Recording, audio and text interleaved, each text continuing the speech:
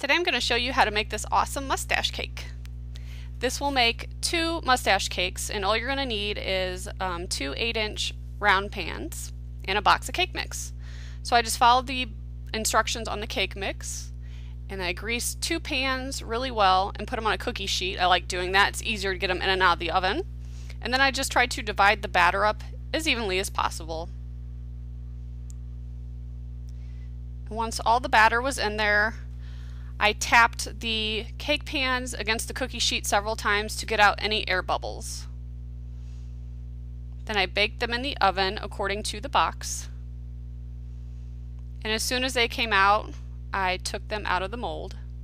It says to let them cool a little bit, but I never do that. I have better luck if I take them out immediately and then just let them cool on that cookie sheet.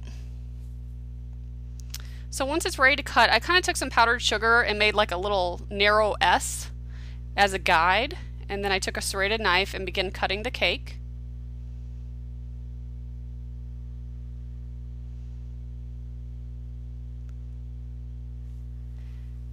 And then I took my little cake carrier and I placed the 2 pieces on there. And they just barely fit on this cake carrier, so it kind of worked out perfect. Just had to arrange them around a little bit. And then I did make my own homemade icing. I'll leave a link below if you want to know how I made this chocolate icing. And the tip I'm using, I believe it's a 6B Wilton tip, but you could use any tip that you want. I just picked this one because it was big and it had like little serrated edges. So I thought that would be good texture marks. And it took a minute to get going because there was some air in the bag, but I don't worry about the mistakes. I could just go back and smooth it over with a knife or a toothpick.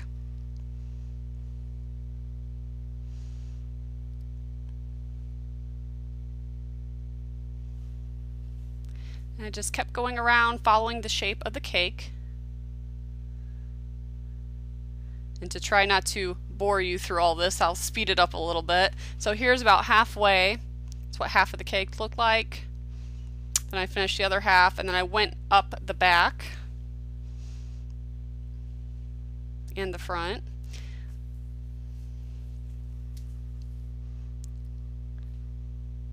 And then I did take my knife to kind of smooth over any thicker pieces or any little gaps that there are.